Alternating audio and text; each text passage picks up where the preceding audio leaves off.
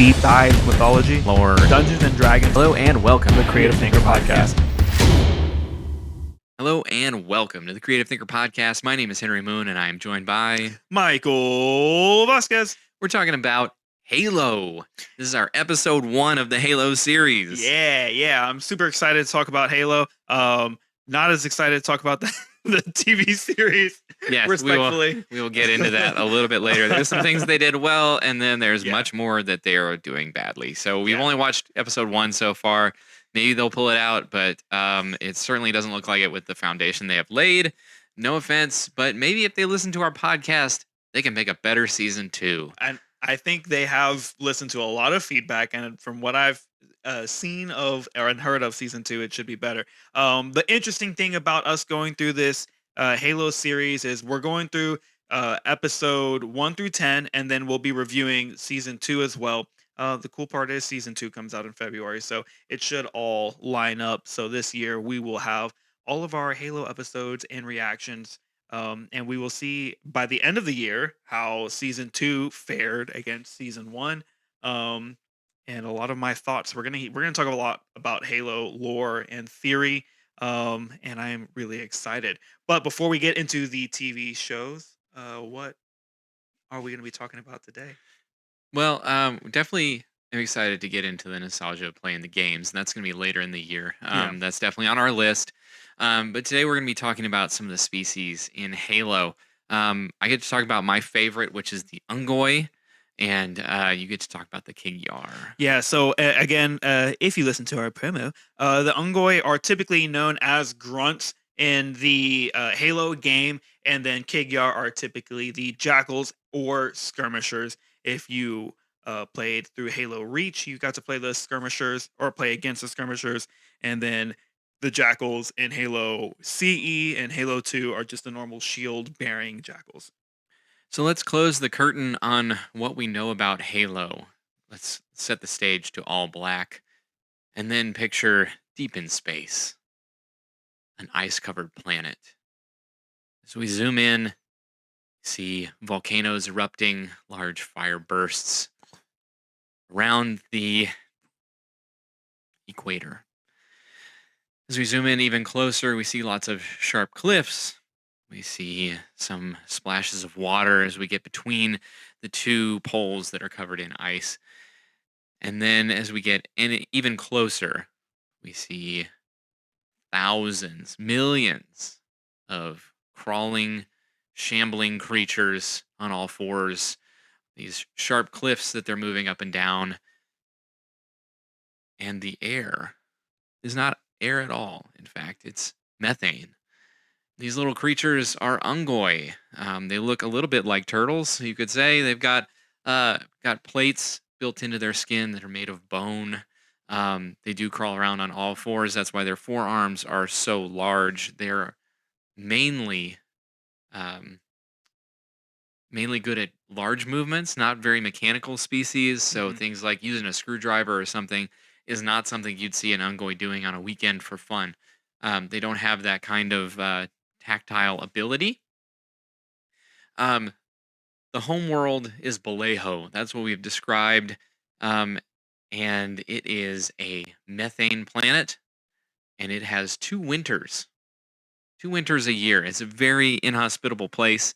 Again, methane is the gas that is breathed in and out. That is Unggoy's gas that they breathe. That's why anytime they're on a planet that humans can be on, they have masks on, rebreathers. And those packs on their backs, the reason they explode is because they're filled with methane. Isn't that wild? I never knew that. Yeah, I didn't know that until I had to read some of the books. I chose to read some of the books. Like we all had to play the games. Yeah. Forced to by my mom. Yeah, right. By my brothers. Don't do your homework, play games. Yeah. That's what I was told. I was told, don't play this game. And my brother was like, come on, you play the game. Yeah, I got in trouble because it was immature, and I bought it. So yeah. The thing that saved it is you are fighting aliens and not humans. Yes. A lot of people were against like anti-killing, like NPCs fighting humans in the video games. So they're like, you're fighting aliens. Sure, you can play this. and Yeah. then you reach the level of 343 Guilty Spark and the Flood, and you're like, what? Whoa. What is happening?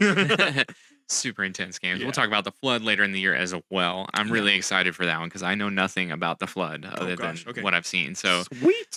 in the actual, I only played games 1 through 3 also. So I really Yeah. want to play 4, 5, and 6. Yeah. Well, 1 through 3 are the only games with Flood in it. Oh, Spoiler. really? Yeah. Wow. 4, 5, Okay. 6 don't have any Flood in it. So, That's wild. I didn't yeah, know that either. it Okay. is disappointing. Obviously. Yeah, right? Like, that's one of the best villains. Anyway, Yeah.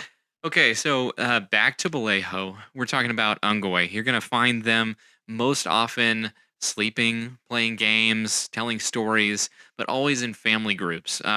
They love their social environment. Hmm. They love interacting with each other. And they are matriarchal societies, especially now that they've had their rebellion. So at a certain point, they join the Covenant. Okay. For those who don't know what the Covenant are, what are the Covenant, or do you want me to explain that? You go for it. Okay, so the Covenant is a series of different alien species, and we'll be talking about all these species later at a different point. But we have the Sanshayum, which are the prophets, the Sanghili, which are the elite.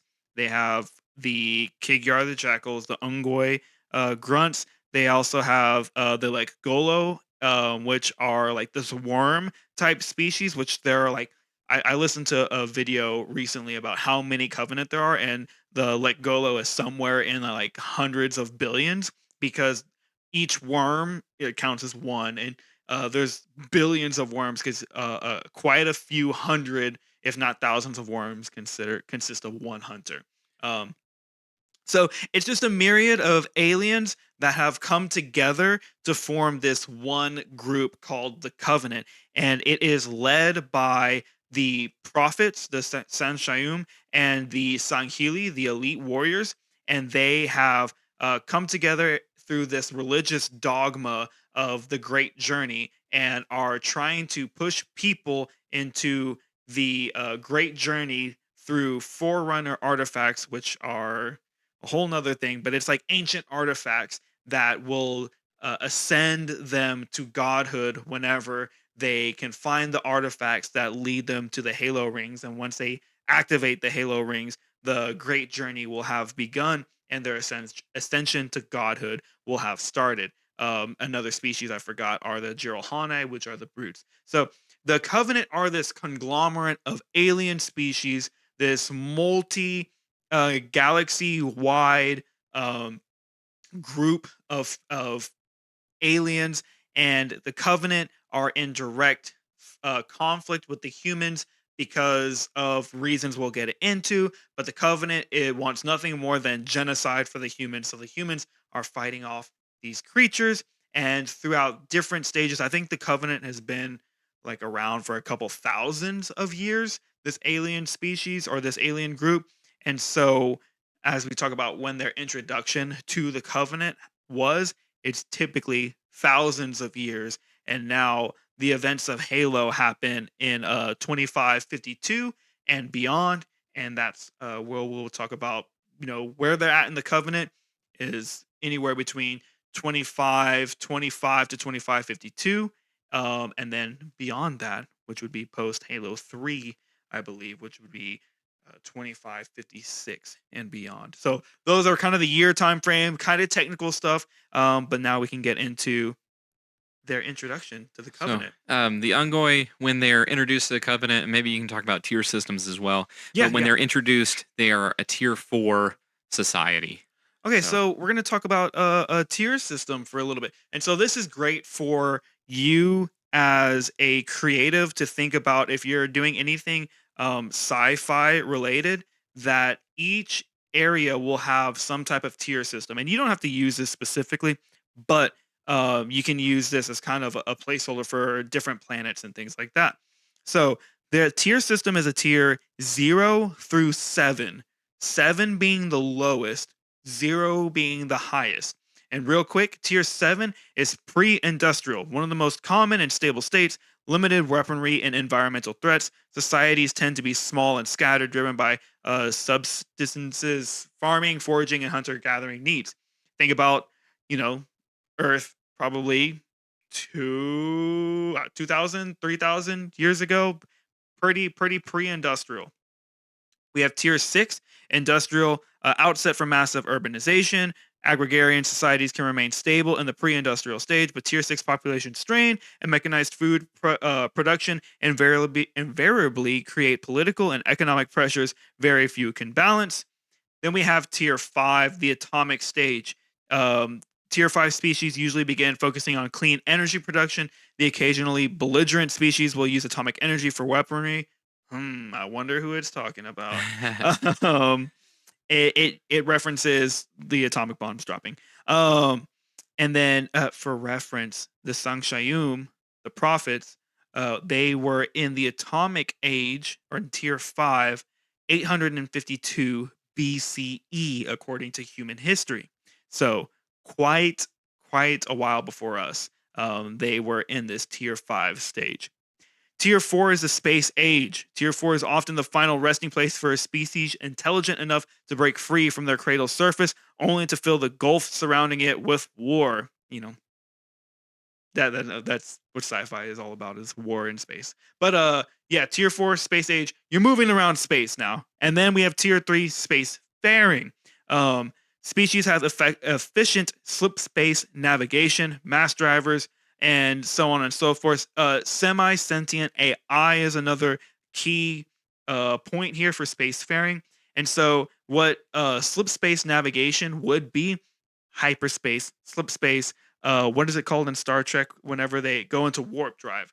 All these things that make space travel where you can travel light years within a couple of days or whatever. Then we have tier 2, interstellar. They have the ability to perform exceedingly accurate slip space navigation, near instantaneous interstellar communication, and man portable application of energy manipulation. This is the state that the Covenant are in that we're talking about. They're in tier 2 interstellar stage. Tier 1 is world builder stage. This species has the ability to manipulate gravitational forces and create AI with full sentience, fabricate super dense materials, perform sub-accurate slip space navigation, the ability to create life, the ability to create worlds. The Forerunners were the most prominent civilization to have reached this level. Given their technological sophistication, it is possible that prehistoric Sanshayum and prehistoric humans also stood at tier 1 before their defeat by the Forerunners. So a lot of Halo lore right there. But tier 1 world builders, your technology is so vast and so grand that you're able to create worlds and different systems. Tier 0, transcendent. Wow, words. The Forerunners have no examples of this. This would be a deity. This would be God, right? Tier 0 is the highest you can get. That is the glass ceiling. The only beings that they think got there are the precursors, which is a whole nother story. We'll talk about precursors later in the year. So that's our tier system. Again, tier 0, not our tier system. This is Halo's tier system. I read all of this off of halopedia.org. But tier 7, again, being the lowest. And then tier 0 being transient, right? Transcendent. Transcendent. They have superseded sentience. Yeah. So again, we're humans right now at this stage in life are at tier 5 atomic. We have not reached the space age. And so you're saying anything beyond. Anything beyond. So back to the Unggoy. When they were introduced, and forgive me if I get anything wrong, but from my recollection, they were introduced to the Covenant at tier 7. And then they immediately became servants of the Covenant. Essentially, they were brought in at the lowest possible rating, and they were treated like idiots. And made to do all the manual labor. And because Unggoy reproduced very quickly, we'll go into that more in a moment, they were used as cannon fodder, as just anything that they needed a lot of people for quickly. That's what the Unggoy were used for. Because of their poor treatment, the other people at the bottom of the Covenant are the Kig Yar, who we'll talk about here in a minute, the Jackals. And because of their interrelationship, The Kig Yar, with their cultural beliefs and things, were not very nice to the Unggoy, and the Unggoy petitioned for better treatment. Essentially, they were turned down and then got into an all-out rebellion/war. And part of Balejo, their home planet, was glassed. So eventually, they gave up. But because they fought, and because of the um, technology they were able to glean from the Covenant itself, they moved up to a tier 4 race because of their time in the Covenant. And then after they were glassed, they remained at tier 4, but they were given better treatment because they stood up for themselves.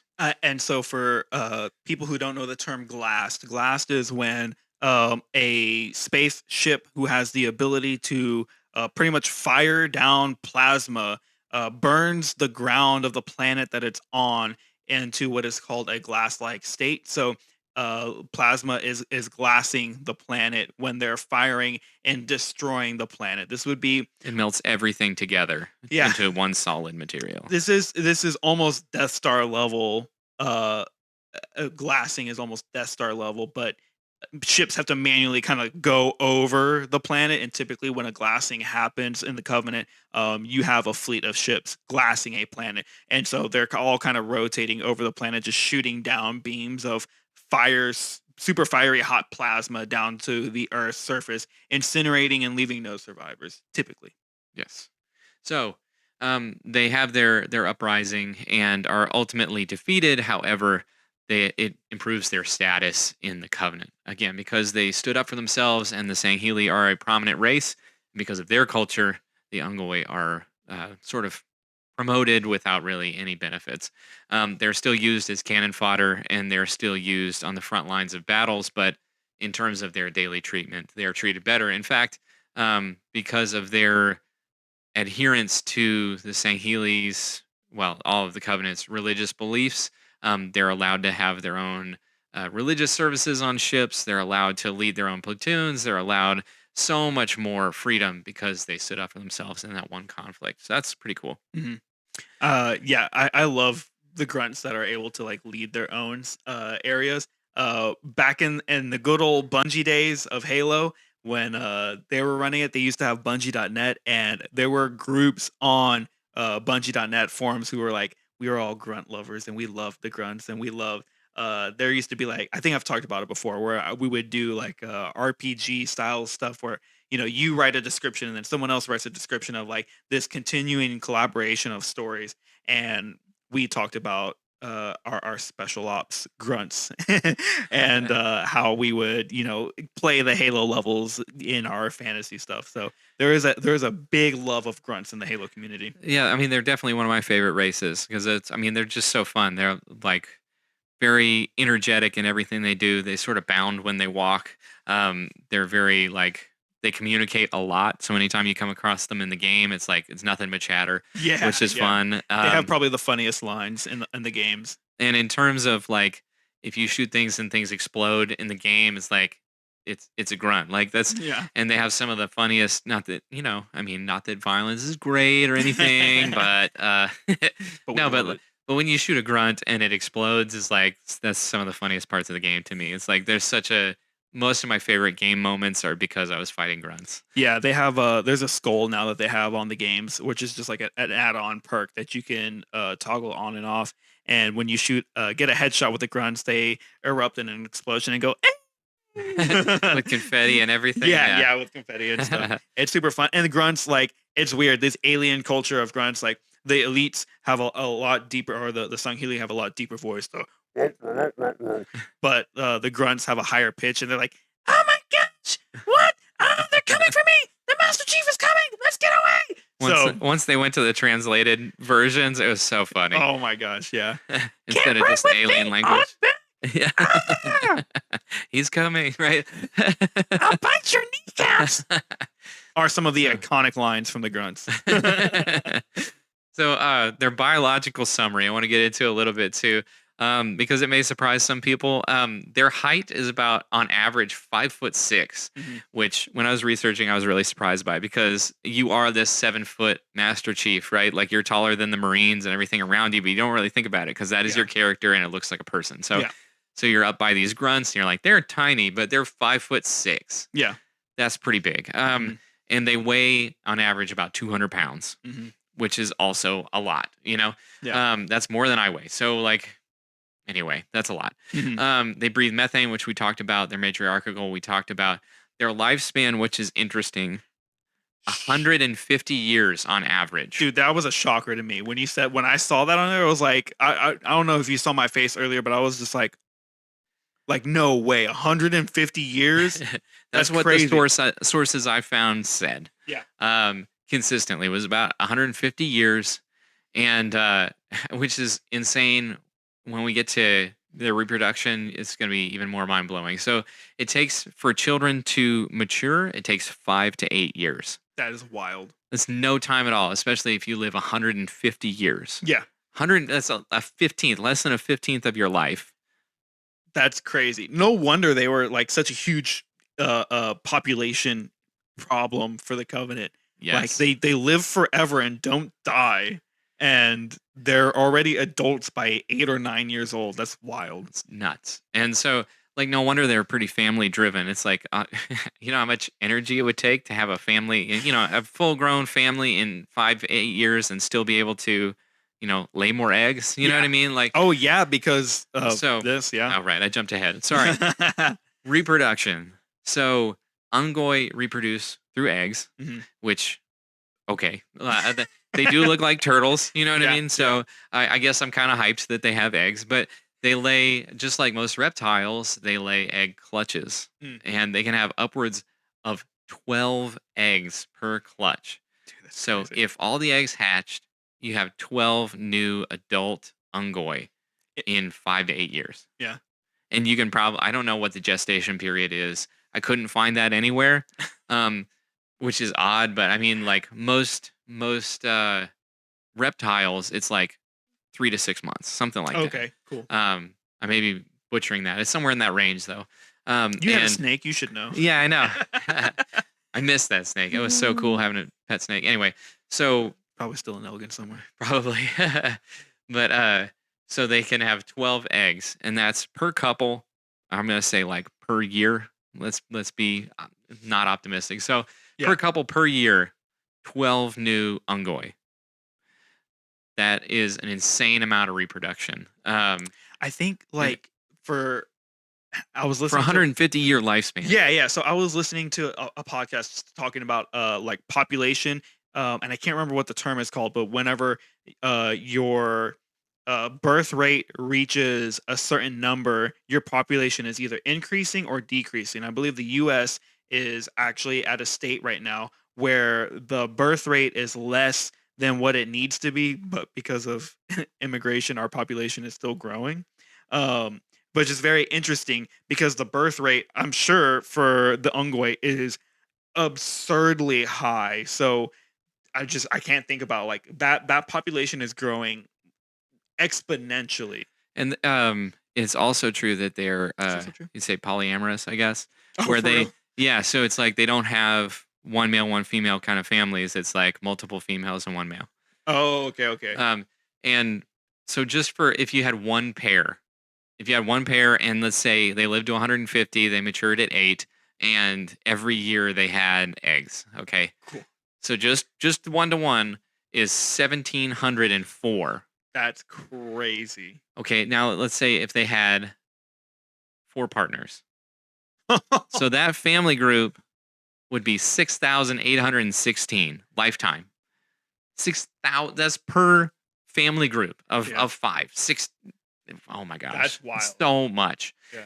So that is how the Unggoy reproduce, which is why there were breeding restrictions placed on them, reproduction restrictions placed on them, trying to reduce their population on Vallejo, trying to reduce their population in the Covenant in general, because it was going nuts. I can only imagine on High Charity, which is like a central capital ship of the Covenant that has a population on the ship, and it's this vastly enormous spacecraft, and like the ships that we saw leaving High Charity in the TV show, they're like super small, like maybe an inch and a half, 2 inches or whatever, on the screen. And it's like, well, those are full fledged. Like those can hold 5,000 plus people in there, and I can only imagine the population control needed because you have grunts living on high charity. You got to like, hey, we only have a limited amount of space. We're not a planet. We are in space right now. Which is another reason they're given cannon fodder status, because there's so many of them that they literally just need to reduce the population. It's sort of like open hunting season, like all 1,000 of you go. Yeah. So and if they need to take over a planet, I imagine the same thing. You know what I mean? Like if you need to terraform someplace, you'd be like send the Unggoy. Yeah, so that's what I've seen in some of the books that I read. I think it's in Halo First Strike. I believe the first mission is blue team, and they're like, I can't believe the scanners. And in my training, it always says like, having eyes on something is more reliable than relying on technology. And so he climbs up over this mountaintop, and they're on like a plateau. And John, Master Chief, he looks over and he just sees like a swarm of hundreds of thousands of grunts. And he's like, oh crap. And that was just for one planet. And that was just for one area that they were trying to take over right there. I think they had to like bring like an atomic bomb or a nuke or something to try and take care of those grunts in that area. It was wild. Man, oh man. So there's so many things you can do story wise with a race like this. And it's sort of interesting to me that it's almost like the flood is in the first game, but you don't run into them first, and it's almost like this is a precursor to the flood. It's just another enemy that's everywhere. Just super interesting game wise and also mythologically. So we already went over some of the conflict history and their current role. Let's see. So I think that probably wraps up the Unggoy as far as like the most interesting stuff. Because we're a little bit into the episode already, and it's probably best that we get to the Kig Yar by now. Yeah. If you want to know more about the Unggoy, there's so much stuff out there. You guys know what to do. Yeah, the grunts Unggoy, they're super fun to fight against when you're playing the games. They have a very interesting ecology and biological structure. Like that's crazy. I didn't realize they reproduced so fast. My two favorite moments in the Halo games, like 1 through 3, my two favorite moments with Unggoy is when the ones showed up with 2 plasma grenades. Yeah. And it was like they were so scared of you. If you showed up next to them, they would take off running. And like I had this one run behind a rock, and I thought, okay, I can turn and fight the Sangheili next to me. I turn to fight him, and then I get stuck with a grenade. And I turn back around. It's still on the other side of the rock, but it just had peeked out and threw a grenade at me. I thought, like, I'm playing on Legendary, like I was dead. But like, I don't know. It's such a funny moment. Yeah. Just really enjoyed that. And then the other thing that happened was a Sangheili, I think, threw a grunt at Master Chief. Like That's the awesome. whole thing. Yeah. That's wild. That was, I haven't laughed that hard playing a game. That was just super funny. So Yeah. That's some of my favorite moments with the Unggoy. So Kig Yar. Here we go. We're moving over to jackals and Kig Yar. And the first description of Kig Yar through the Halo Encyclopedia is, which we have right here. And yes, I do have the Halo Encyclopedia. I am a big Halo nerd, and whenever it came out on sale, I was like, I am getting this. I pre-ordered it. So it is very special to me. Anyways, so the Kig Yar are driven by the acquisition of wealth. The Kig Yar species, whether the lanky jackal or the brawny skirmishers, were all sly thieves and contractors with little allegiance to anyone but themselves. So their homeworld, and this is a weird word, it's called Ian. Eayn, but it sounds like Ian. Ian. Welcome home, Ian. Yeah, right. It's characterized by a single equatorial ocean, dense volcanism in isolated regions, and a nearly complete lack of glaciation due to the proximity of the sun. This moon generally enjoys a warm climate with its substantial amount of nitrogen and oxygen in its atmosphere and a consistent influx of greenhouse gases, all of which contribute to a tropical disposition spanning the globe. So it's kind of like a foresty area with this ocean that's kind of in the middle of the equator.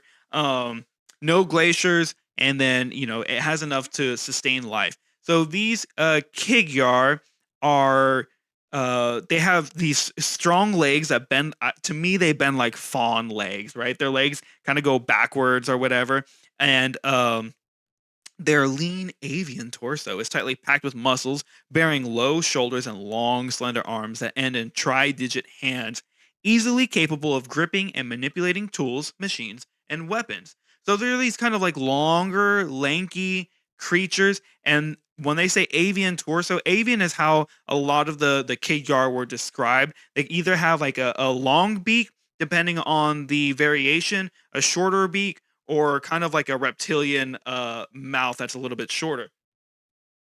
But they also, depending on the variation, have feathers or quills on their heads or their arms. And so it's kind of like this weird, almost bird like person, but no feathers on the top half or really at all, really. And they have a heightened sense of sight and sound. So their height and weight, just so we can get into the nitty gritty, 6'2" to 6'8". And if you've played Halo before, you probably did not realize that they were that tall because they are typically crouched down and they usually have either their shields that they're trying to hide behind or their snipers because of their heightened eyesight. They range anywhere between 195 to 206 pounds. Very specific with that. 5-pound range. No, Yeah, right. 10-pound, whatever. So the three variations we have the Russian, the most distinctive feature being large opaque eyes, raised head quills, and long fringed tooth avian beak. So these are the jackals that we see in Halo 2. And if you've played Halo 2, you know that there is an alley that these jackal snipers are just Oh my gosh, relentless, yes. right? And so I was listening in my research. There is a special sect of the Kig Yar who they don't. No one knows their names except for their commanders, and they look just like the rest of the jackals with this variation.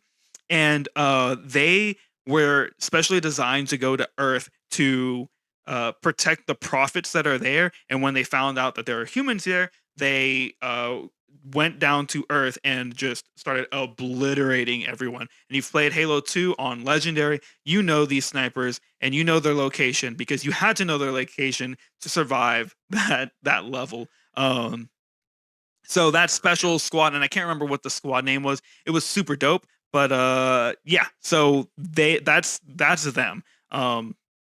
Snipers, pretty ruthless. The Tavadon, their beaks are more blunt. They have a hardened, callous, l'oreal face skin, which is an interesting way to describe that, and extensive plumage on their heads, back, and arms. All right, these are the ones they have a little bit more frill on the back of their head, have a little bit more frill on their arms.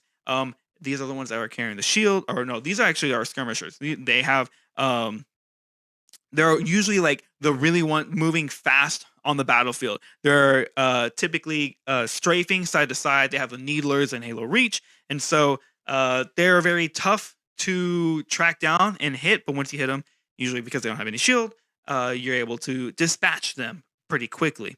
And then our last variation, we have the Ibishan. They're the earliest of their species. Large toothed reptilian jaw, low set serpentine eyes, and splayed neck quills, right? So they have a little bit of the fur quills on the back of their neck. These are the ones that are using the shields. These are the ones that we see in Halo Combat Evolved, the very first game. And they have these energy shields that they hide behind. They're the only characters that have like an actual shield. It kind of reminds you of an old like Greek shield. It has the little what you might call it on the shield, the little groove around it that like most people would like put their spear through, but that's where they put their plasma rifle. It's a pretty cool way that they do it in the game, because sometimes they'll turn their shield all the way up so you can't hit them on their head, and they'll put their gun up overhead and they'll start shooting there with their plasma pistol. So those are the different variations of them as far as their biological summary. Do you have any questions for me so far about these Kig Yar?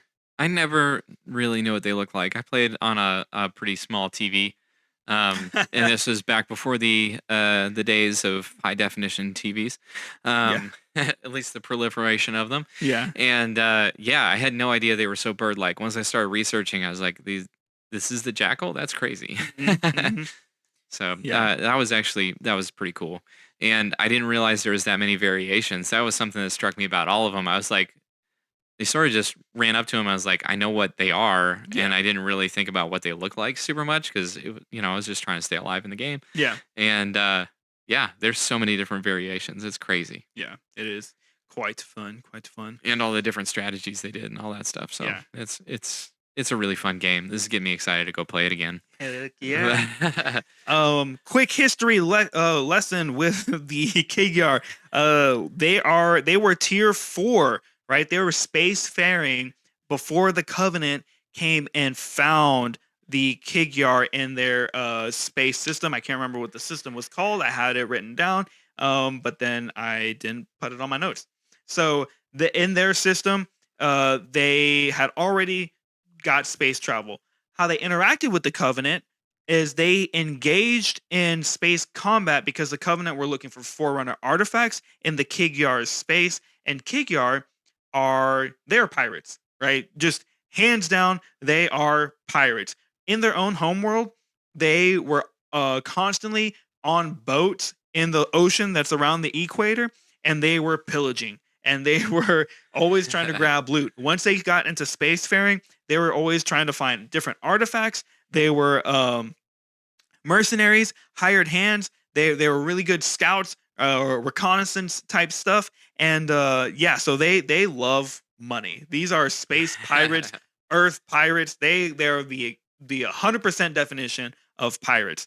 Once they got into the Covenant, they still had a strong sense of independence. And they were always more interested in money, if there was any, artifact rich troves, and they didn't really care for the Covenant's religious dogma. Were just because it worked out for them to sign a treaty to be a part of the Covenant. They were able to do that. Um, so yeah, Kig Yar are space pirates, and in the books that I've read since the fractioning of the Covenant, because the Covenant fall apart, the Kig Yar interact with humans, which is something that the Covenant didn't really do because they found that there is money involved in being able to interact with humans. These Kig Yar, the society, is also a matriarchy with female leaders at the apex of the social power structure, governing not only the breeding rights but also the rookeries, lineages, and all major assets. Do you know what a rookeries is? No, I don't. All right. A Makes me think rookery, of chess. a rookery is a breeding colony of rooks, typically seen as a collection of nests high in a clump of trees. Ah, So I was like, that's interesting. what's a rook? A rook is an Eurasian crow with a black plumage and a bare face nesting in the colonies of treetops. There you go. So I'm assuming it has to do with breeding stuff and where they Like homes. yeah. Kig Yar homes. Cool. I didn't know what that meant. I looked it up and I totally read it wrong until just now. Nice. So fun fact, the matriarchies eventually, once they got into space faringness and as a part of the Covenant, they became these ship mistresses and were granted extensive control over any spacefaring missions or exploratory operations. So pretty interesting. The females still lead in both the Unggoy and the Kig Yar. Kind of wild. Yeah, I think you mentioned them not being too taken by the dogma of the Covenant, and that reminded me like the Unggoy were very taken with it, so much that yeah, they were. that they built churches around it, and their entire culture changed to match that. So like a lot of their history is lost, a lot of their lineage is lost. It's become all about the Great Journey, and Mhm. that's interesting to me because if you get into Unggoy lore online, there's this whole sect of super soldiers and Yeah. high priests and all that stuff that the Unggoy have. It's a lot of really interesting Unggoy characters mixed up in that lore because they're taken by the dogma. And the reason that they give for that is that Unggoy are not particularly motivated, so they don't make up that stuff for themselves. Mhm. Mhm. It's a weird thing to do if you're lazy, but Wait, so what? What? Say again? It's a weird thing to do if you're lazy, Mhm. not very motivated, so you join a cult. You know what I mean? They did a Yeah. lot for that. Yeah, they did. They sure did. Um, Back to last the Kig Yar, sorry. last two things for the Kig Yar that I have. Lifespan for males is 65 and for females is 90 years. Wow. So quite a big, I mean, I guess that's not really too big of a jump. I think that's very close to like Humans? humans. Yeah. Yeah, pretty Yeah, much. yeah. Yeah. And then they reproduce by laying eggs because they fulfill that bird tendency thing. So yeah. I think that's really all I have about Kig Yar. They are, like I said, space pirates. They have these energy shields that are really tough to fight against. They are snipers who are also very tough. And then when they're in skirmisher form, they can overwhelm you with needlers. And if you haven't played Halo and don't know what a needler is, maybe we'll talk about it at another time. But just know it's not fun. And if you play the games, these are very dangerous enemies. Yes, they are. Let's just dole out our resources. What were the other websites you were using? You used two, I think. Yeah, right? so I use Halopedia.org and then it's called Chaos Chronicles .fandom something else. Chaos Chronicles wiki. Somehow there's Halo stuff on there. I thought I was using Halopedia and I wasn't. So those were the three sources: Halo Encyclopedia, Halopedia.org, and Chaos Chronicles. Most of this came from the Halo Encyclopedia, but I did have to use a little bit of extra sources through Halopedia and the Chaos Chronicles. nice. I found a lot of my stuff just typing in Unggoy on YouTube. If you type in grunt on YouTube, it doesn't give you Nah. the best results, even if you put Halo. Yeah. So anyway, let's do our inspirations real quick, and then we'll come back on the other side of inspirations, and we'll give you our honest opinion of the Halo TV show on Paramount Plus. Yes, we will. So, Michael, what's been inspiring you this week? So, obviously, our dragon episodes have come out already, and those were very inspiring for me. I think you could tell I was excited about the Black Dragon episode, and excited just about all the nuances and making these dragons more dangerous, and all the research that AJ Pickett did for his YouTube. I listened to a couple other of his YouTube channel videos about dragons, and I find it very crazy how he has time to do all this research. And I don't even know where they get all this research. Between him and Mr. Rex, the research that they got for dragons is wild. So I always try and give credit to them where it's due. It inspired me a lot to change up how I use dragons in my games, just to make them a little bit more lethal, to give them a little bit more oomph in the game, which I've already done. But I think in a new campaign setting, whenever a dragon appears, I think I want it to be, just a single entity is kind of a lot to take in and a lot to handle. A wormling dragon taking over a city was kind of a wild story and an eye-opening story for how you can run a little baby dragon. Like they almost take over an entire continent by themselves by the time they're adults. Exactly. Yeah. Pretty amazing. So that's what's been inspiring me. I know it's super simple.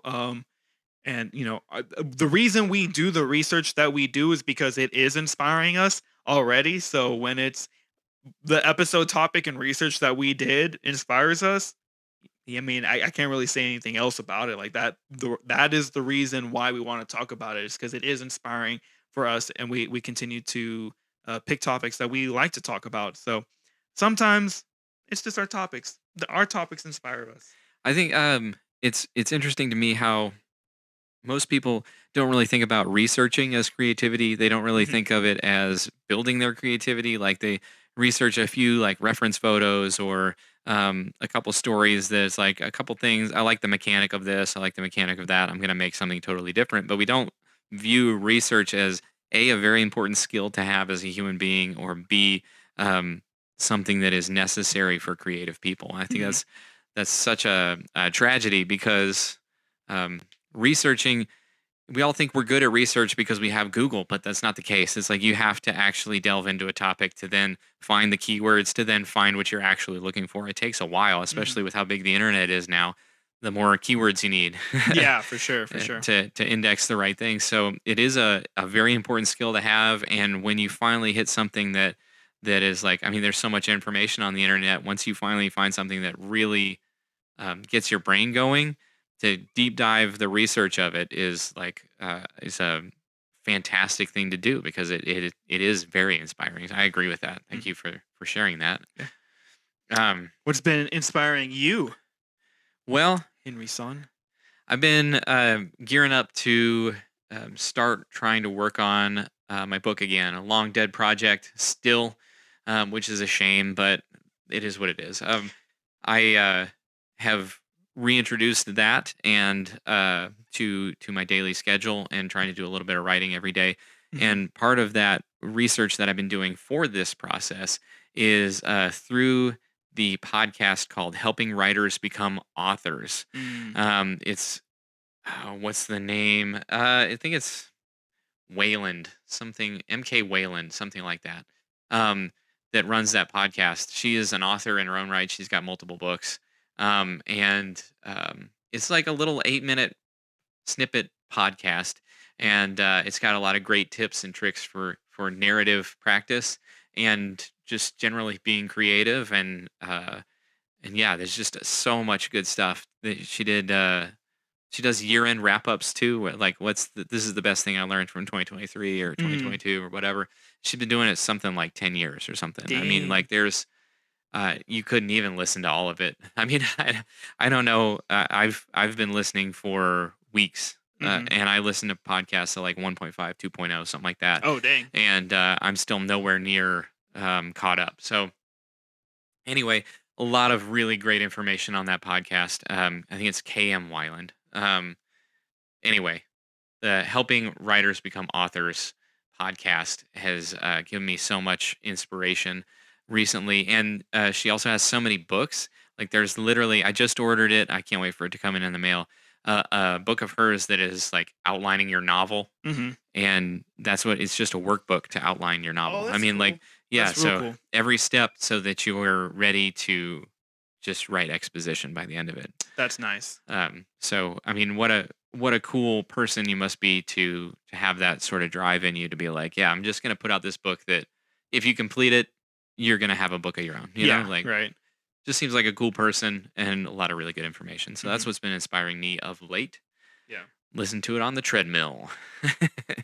Pretty good stuff. Pretty good stuff. So, I'm gonna have to bring up my notes app as well, because this portion of the podcast for our Halo series is going to be about the episodes that we watched. We're going to try to get um, caught up all the way to season 2 once we're able to watch season 2. But um, anyway, so we're going to do our best to be on track for that show, much to Michael's chagrin.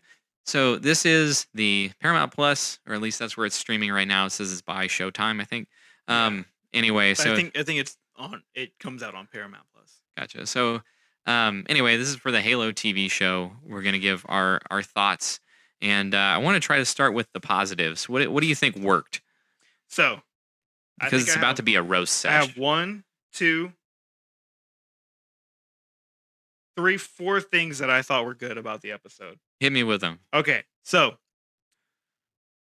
I thought that the way that they portray plasma rifles and plasma weaponry was phenomenal because that's something that's always tough to try and do because plasma is supposed to be like super heated and it's supposed to whenever it hits disintegrate someone, or at least the way that it's been described in the weapons lore for Halo. I thought they did that phenomenally.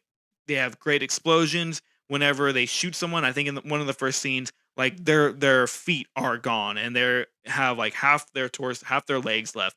Kind of gruesome. But um, and then they continue to hit them with plasma spray and disintegrate the person. Like there's nothing else left from it. I thought that was a really, really, really good. I think the visuals are awesome. I like how they did the elites. I like because I think that's the only alien. Oh, then we also saw the prophets. So we've seen two species that we haven't talked about today. That's funny.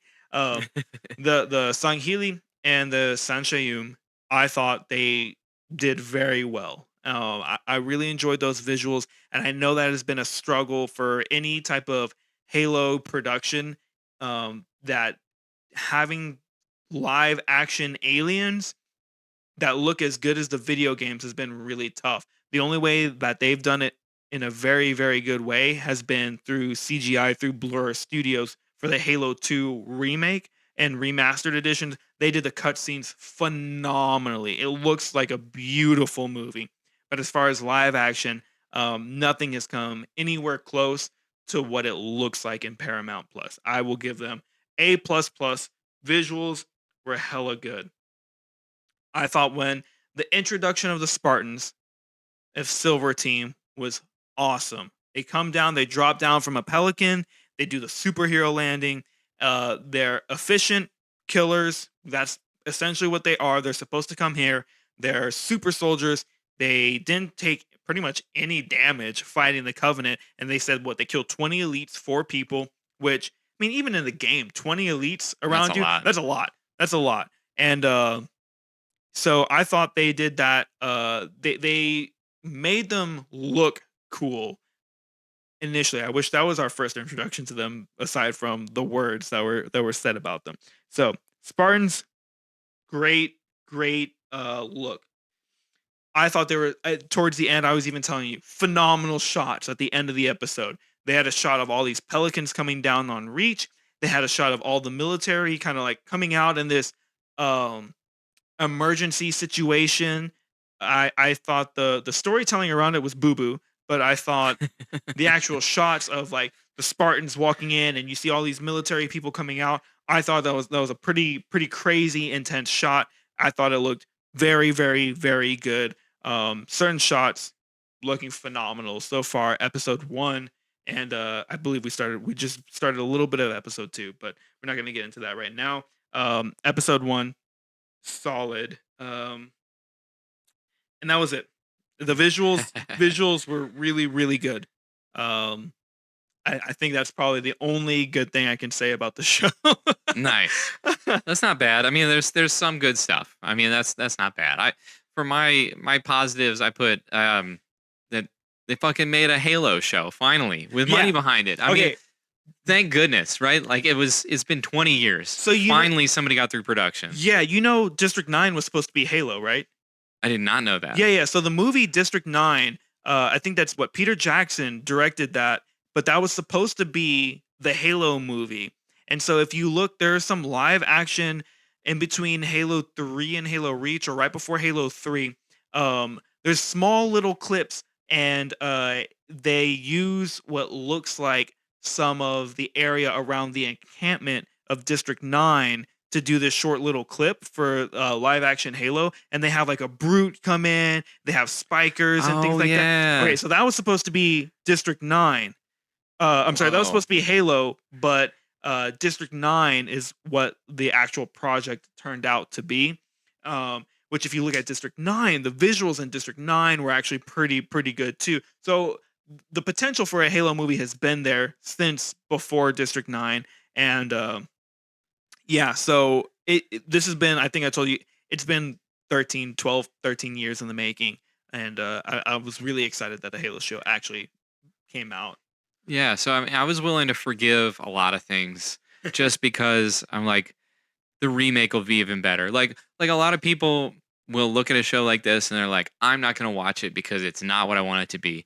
And to me, it's like, even if I have to leave it on in the background, I'm going to run that show because they need to have enough views Yeah. to then keep making it. Because if the fan base never shows up, I mean, even if the studio is like, yeah, we're going to change everything and we're going to put it out, and then we know it's going to be terrible, and then everybody's like, yeah, it's terrible, I'm not going to watch it, and then they're like, well, we're never going to make one of those again. You know, Yeah. that's what always happens to this kind of stuff. So I was like, I just leave it on in the background. I like, just let it play, run up those views so that they're like, yeah, most views dropped off after season 2. Maybe we'll try to do a better job next time. Yeah. I don't. Anyway, that's the thought I have. But It's a good thought. Like I hear and I've heard other people say the same thing. Like, if we don't watch it, then they're not going to do it. That's what happened with I think it was Solo, the Star Wars movie. Uh-huh. I think so many people didn't watch it, but I think they didn't watch it because something else came out in that same time frame, and Solo wasn't like a big enough draw to bring people into the movies. I enjoyed I thought it Solo. was good. Yeah. Yeah, and but enough people didn't go out to it, so the studio then said that we don't want to make these one-off movies anymore because no one showed up for Solo and the box office was too low, so we weren't able to. So I get that point of view of like we at least need to watch it. I just yeah. Yeah. I don't want to be spoon fed crap either, but like, Yeah, I mean, you have like where I get frustrated that's is what I'm saying. Play it to an empty room, you man. you have material, right? So Yeah. you have so much material. You have books, you have games. Why change something that everyone loved already? Like the reason Halo was so good was because Halo told an original first person shooter story and actually had a story in it that was honestly more of a horror story than anything going Yeah. into Halo 1 into Halo 2. Some people didn't like Halo 2 because it wasn't the horror story that Halo 1 was, but it still had story and it still had oomph to it. I And liked it better because Halo 1 was like a knockoff of Doom to me. Like when it first came out, it was like, yeah, it's cool and it's different and I want to play 2, but it's also like it's a little bit like Doom. yeah, I And mean there was then always a big fight between like, oh, who's gonna win, Doom or Master Chief? definitely Master Chief. Definitely. I at least that's how I feel. 100%. Yeah, I mean Doom couldn't keep up with the newer consoles and all that stuff. But like my question the questions I had watching it again, because it's the first time you've seen episode 1, it's the third time I've seen it. From here on out it'll be my second watch through. But I feel like when I was watching it, I was like, what were the writing team's questions? So it's like, what are they trying to heal about Halo? Because I like Halo. Yeah. But I watch a lot of TV shows more than I should. But so I feel like here's the questions I feel like they're asking. Is how do we make Halo in an ensemble cast? Because that's what's so hype in Hollywood right now is Yeah. ensemble cast, and it's like Halo is not a big ensemble cast movie. You can do it, but or a game. Yeah. You can do it, especially if you're starting early on in the story, right? It's Mhm. like it's just Master Chief and Cortana in the first game, right? So Yeah. I mean, there's other people, but they're not very important. Mhm. And so they're like, yeah, we're gonna add a person that is with the Covenant. Like, why would they Ugh. have a human being? That's so stupid. Well, we'll get to the anyway the specifics, but I mean, like they added tons of useless plot lines that have nothing to do with the rest of the lore of Halo. That's Mhm. that's my point. Eh, But I can hear them asking the question. Yeah. So I mean, even before the show came out, the people the writers were like, we don't want this to be for Halo fans. We want this to try and grow a new audience. So it's like, okay, you're already saying we're not going to follow the storyline. We're going to go and do something different. So and what I don't get, right? Is if you the creative have an audience, why are you going to like? I get trying something new. I get trying something different, but also you do it in short amount of time. It's like we're doing this review. What if no one watches it? What if this is the lowest viewed episode that we put out this year? Okay, maybe reviews aren't going to be the thing we do, but that's not going to be everything we do going forward. So we're not going to bank on everything being this. We have to listen to our audience. We know our audience wants Dragon Talk. We know our audience wants D&D topics. We know our audience likes to hear our inspirations. We know those things because we've had people in our life tell us those things. When people tell you that they like something, why are you going to go and do something completely 180, not for that audience, so I can grow new audience members? Because then that audience might not want to watch it anymore. And that's where I'm at. It's like, what we like. This was a rated M game. This is for adults. This is not for kids. And the kids are going to like it because the visuals are freaking dope. Yeah, So I think that was another question I wrote down. Is like, it's how do we introduce Halo to people who've never seen it? And it's like not like not like that, yeah, for sure. But that's why we have Quan Ha, right? yeah. Quan Ha does not like UNSC, and it also has never seen a Spartan or any of that stuff. So it's Mhm. like this is the journey of the audience going into a story they don't understand, Yeah. which is a stupid plot line, and it unwraps terribly. But I'll wait till we get to the episodes, Yeah. where that's the case.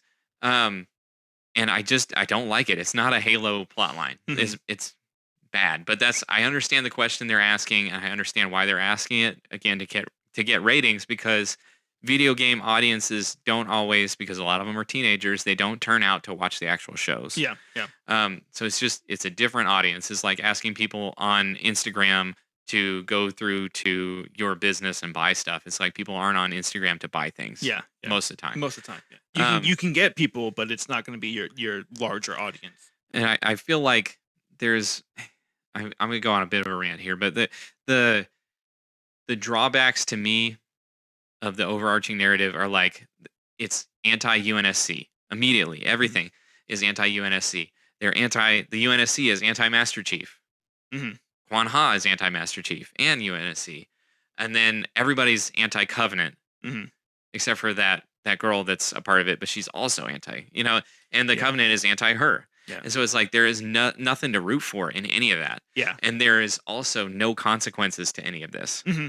So it's like, yeah, everybody's against everything, and if you do something wrong, there is no consequence. There's probably 10 examples, I don't know, maybe like 6 examples of people breaking chain of command and rules for Yeah. UNSC in the first episode. That was a big issue for me too. But as soon as Master Chief does something that might be against the rules, oh man, they lose their crap, Yeah.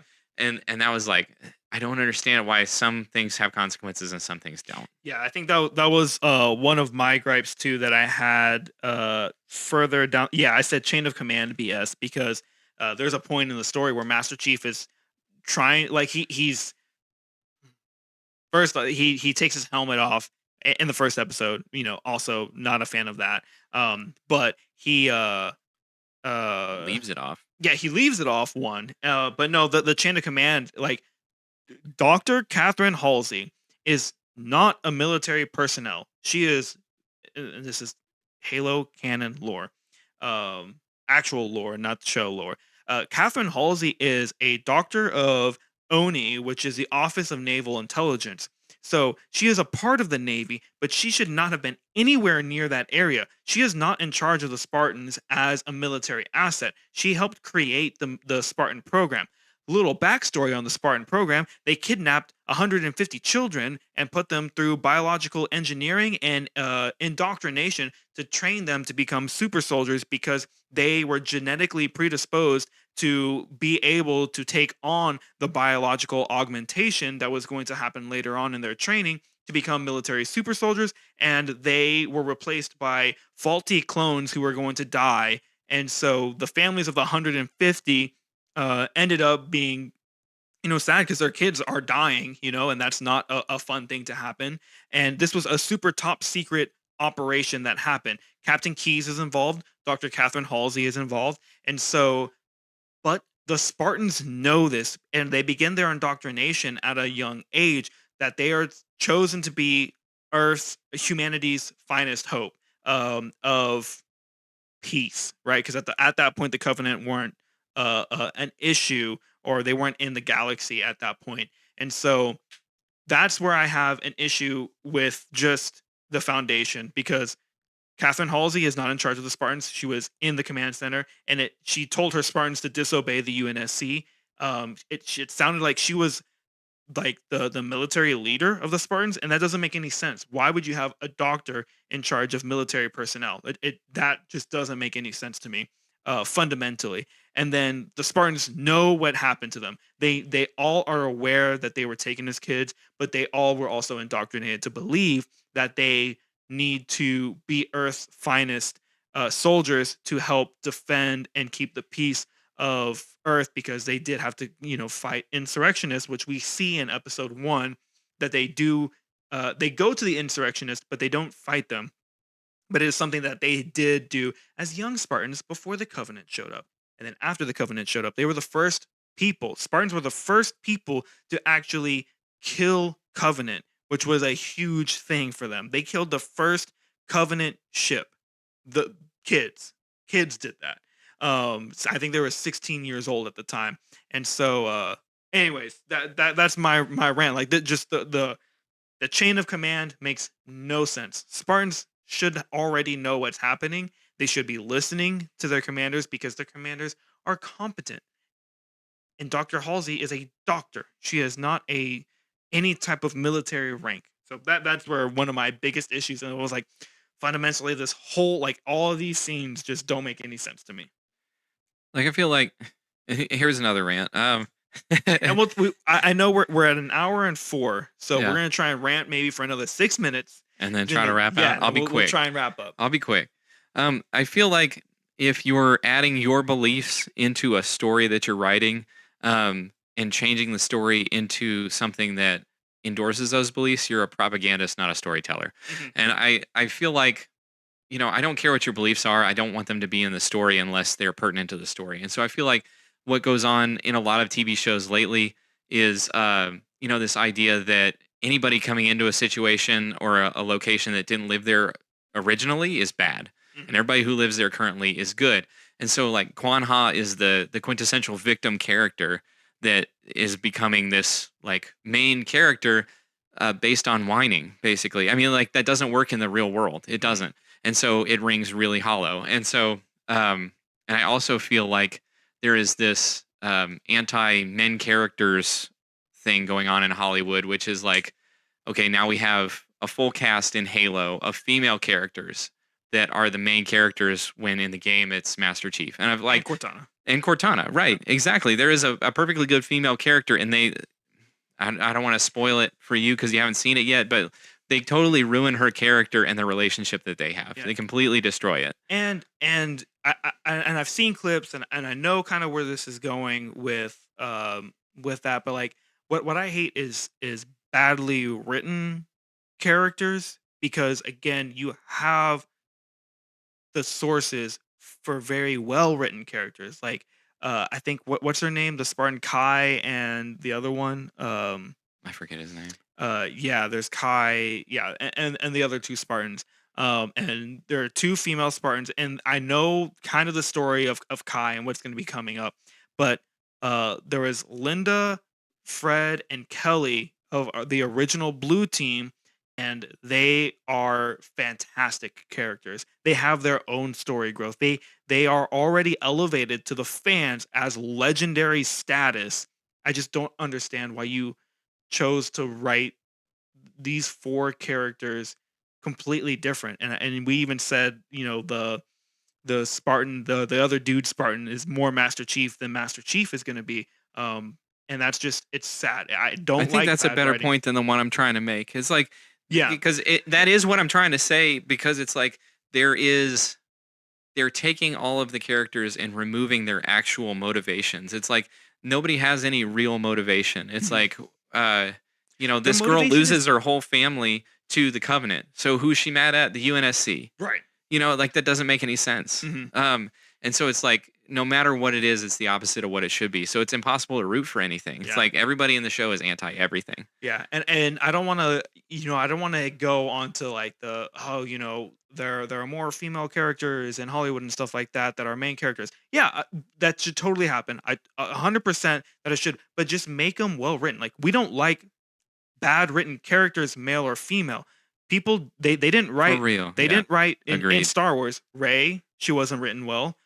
Finn wasn't written well, and what's her name? Rose wasn't written well, right? And they all received backlash not because they're Any female, particular male, gender. Yeah. whatever.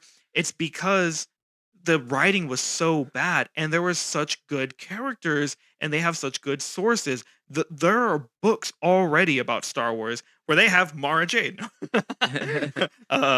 Yeah, so they have these well written female characters, but for some reason the writers here choose to not write them very well. Dr. Catherine Halsey has so much lore behind her and is such a badass. Like, and what they do to her in the show, I'm like, I mean, yeah, I could watch Halo for this, but I'm also encouraging bad writing and um bad storytelling of a story that people already like. And that's where I just that's the whole frustration I have is the writing and the sources don't match up. Yes, it's supposed to be another timeline. It's not supposed to be the same canon events as what we have in Halo lore because they want to tell a different story than what Halo is, which I don't know how you tell a different story of Halo than Halo.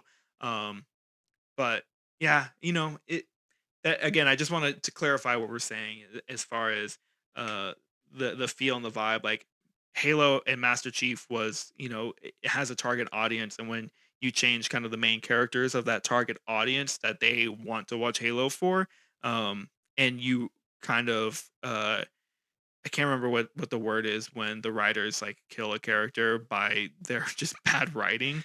Yeah, Um, I feel like it was. This is a Halo show written by people who hate Halo. it felt like it, man. It really did.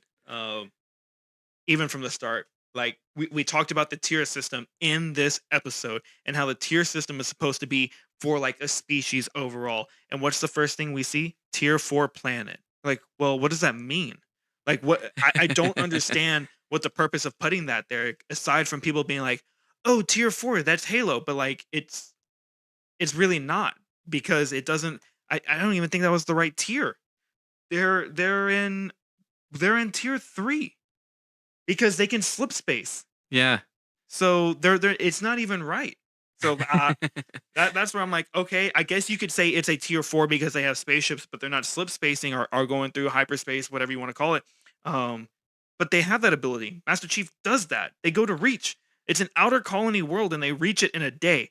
Which also, time space travel is weird. And why? I don't know. I don't know. I know that's supposed to be like up in the air, hyperspace and warp speed and all that's supposed to be kind of up to you. But tier 4 when it was not a tier 4, um, yeah, I don't know, man. It was rough. The amount of information they had on the Pelican and all of that, I was like, dude, all this for one Pelican? Like, you have so much technology. Like, I get it. It's supposed to be more advanced, but all of this for one Pelican that's not even in it's in slip space. That's so hard to have transmissions and communications with, because you have to focus it on a singular point, right? That's how communication works.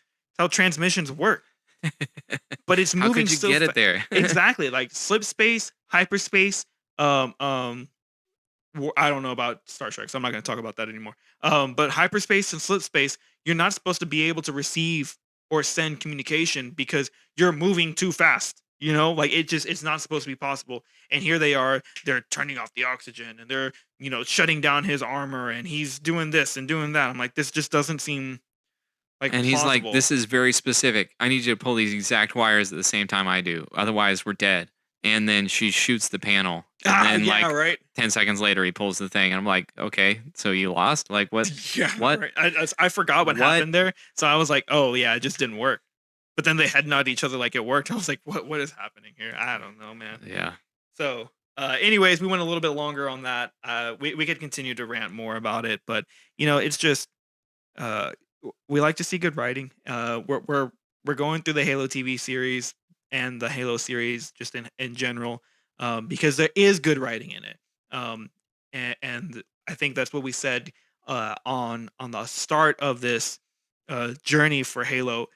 We can see a franchise that has gone 20 plus years without showing Master Chief's face, and their story develop and be intricate, especially in the Bungie days, because there were so many different references, not only to just Halo and space, but if you start digging deep, there's so many biblical references in Halo. Even to the point like the number 7 is a holy number, and there are 7 rings, and there are I can't remember, there are more. There are 3 prophets of regret.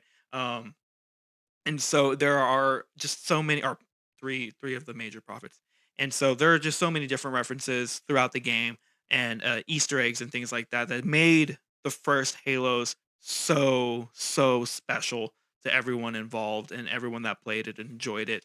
It's really sad to see how they kind of butchered this season. I'm really hopeful because I've seen a lot of good stuff about Halo season 2, and so hopefully, we'll end the year on a good note with our reviews of it. But There's yeah, definitely like right at the end of the season, there is a moment there that feels like the Halo game. yeah, And so I am really excited for season 2 because of that scene and that scene alone. Because it finally felt like Halo at the end of the show.